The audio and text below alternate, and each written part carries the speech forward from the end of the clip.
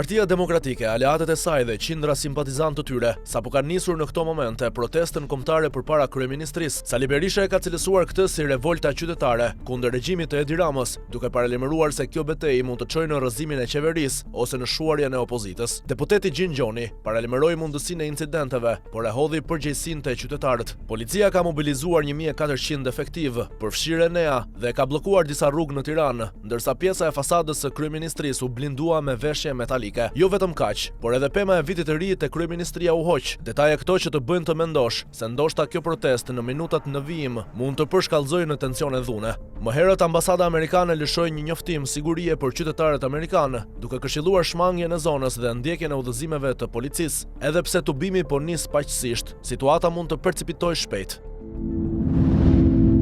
Në prokurorinë e posaçme sot u zhvillua ceremonia e kalimit të detyrës nga Altin Dumani te kryetari i ri Klodian Braho, i zgjedhur me 7 vota nga Këshilli i Lartë i Prokurorisë për një mandat 3 vjeçar. Dumani e cilësoi periudhën e tij si një nga kapitujt më sfidues të karrierës, duke falendëruar stafin dhe partnerët ndërkombëtar për integritetin dhe mbështetjen. Braho pas marrjes së detyrës vuri theksin te respektimi rigoroz i ligjit, funksionimi i brendshëm i spakut dhe forcimi i besimit te publiku. Ai premtoi bashkëpunim të ngushtë mes prokurorëve dhe hetuesve, duke synuar hetime më efektive dhe rezultate konkrete në luftën kundër korrupsionit dhe krimit të organizuar. Delegacioni i Bashkimit Evropian në Tiranë uroi Braun dhe vlerësoi qëndrueshmërinë e spakut në drejtimin e Dumanit, duke theksuar se lufta ndaj korrupsionit dhe respektimi i shtetit të së drejtës mbeten përgjegjësi të përbashkëta për institucionet shqiptare.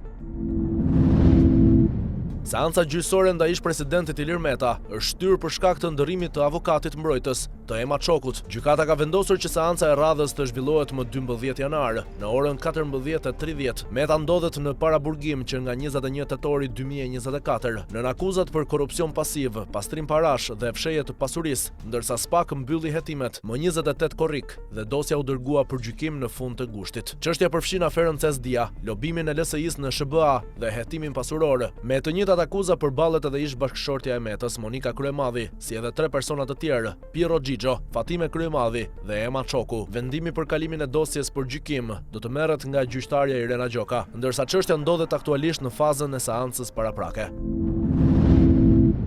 Kryeministri Edi Rama zhvilloi sot një aktivitet për fermerët me titull "Me fermerët në Shqipërinë 2030", ku theksoi rëndësinë e bashkëpunimit mes qeverisë dhe fermerëve për përballimin e sfidave të tregut evropian. Ai vuri në dukje se negociatat dhe kontratat për antarësimin në BE janë shumë komplekse dhe se sektori bujqësor kërkon përpjekje të veçanta për të përmbushur standardet europiane. Pas hapjes së grupit të kapitullit 5 në konferencën e 7 ndërqeveritare, Shqipëria fillon një fazë të re reformash me kapitujt 11, 12 dhe 13 në fokus. Rama theksoi sukseset e eksportit shqiptar duke nënvizuar se produktet shqiptare tani shkojnë në 80 vende të botës. Ai evidentoi se më parë, për çdo euro të eksportuar, importoheshin 9 euro ushqime, ndërsa sot deficiti është ulur ndjeshëm, duke treguar një përmirësim të madh të performancës së bujqësisë shqiptare dhe përpjekjeve drejt integrimit evropian.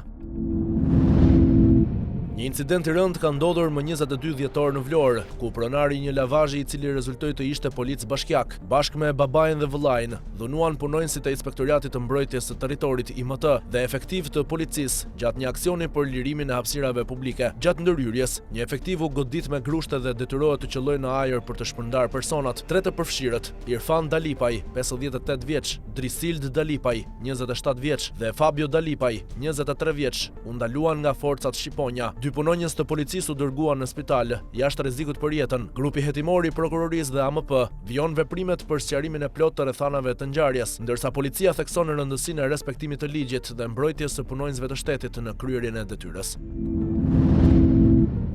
Policia rrugore e Tiranës ka intensifikuar kontrollet në prag të festave, duke gjobitur vetëm gjatë javës së shkuar 4744 drejtues mjetesh për shkelje të ndryshme rrugore, mes tyre përdorimi i celular gjatë drejtimit, shpejtësia mbi normat, parakalimet të gabuara dhe mos respektimi i radhës së qarkullimit. Nga këto kontrolle, 32 persona janë arrestuar ose do të hetohen në gjendje të lirë, ndërsa 53 automjete janë bllokuar për shkelje të rënda. Shifrat specifike tregojnë 1300 dubl. Shifrat specifike tregojnë 1813 738 gjoba për shpejtësi të lartë, 1207 për përdorim të celularit, 722 për mosvendosje të rripit të sigurimit dhe 653 për mosvendosje të kaskës mbrojtëse. Policia apelon sërish tek drejtuesit e mjeteve dhe përdoruesit e rrugës për respektimin e rregullave, duke theksuar se ky bashkëpunim është i domosdoshëm për parandalimin e aksidenteve dhe mbrojtjen e jetës në rrugët e kryeqytetit.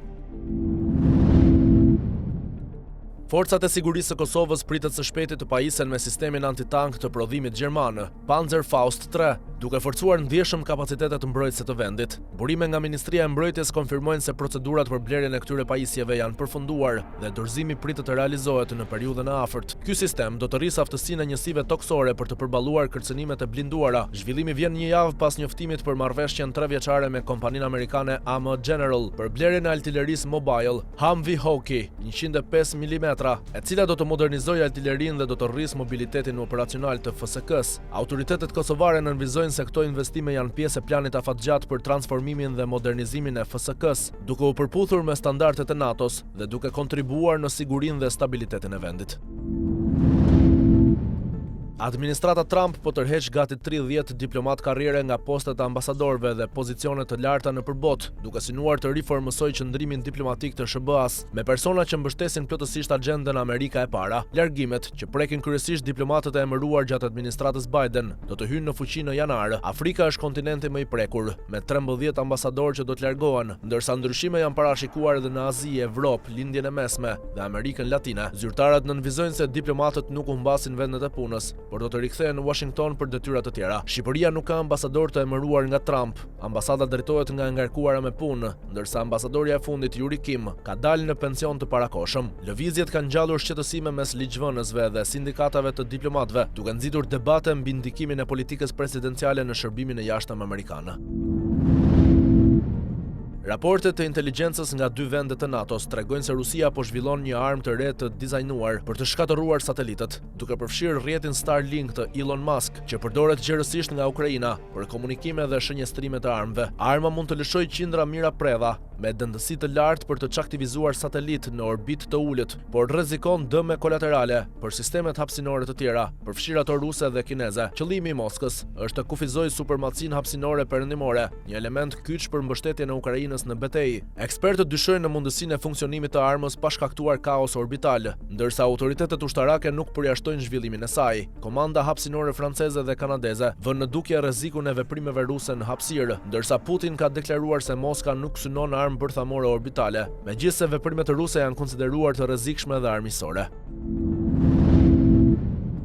Një sulm me bombë artizanale në Moskë shkaktoi vdekjen e generalit lejtnant Fanil Servarov, kreu të drejtorisë së trajtimit operacional të shtabit të përgjithshëm rus. Pajisja shpërthyese, e vendosur me magnet nën makinën e tij, Kia Sorento, kishte fuqinë afërsisht 300 gram TNT dhe shpërtheu gjatë përdorimit të frenave nga shoferi. Autoritetet ruse, përfshirë Komitetin Hetimor, po ndjekin pista të shumta, përfshirë mundësinë e përfshirjeve të shërbimeve të inteligjencës ukrainase. Ngjarja ndodh ndërsa Ukraina ka intensifikuar sulmet me dronë ndaj infrastrukturës ruse dhe Washingtoni sinjalizon vazhdimin e dialogut me Kremlinin. Sulmi që ndodhi në rrugën Jaseneva shënon një nga incidentet më të ndjeshme në Moskë, që lidhet me konfliktin ruso-ukrainas, duke shtuar tensione dhe frikë për operacione të fshehta dhe aksione të dhunshme brenda territorit rus.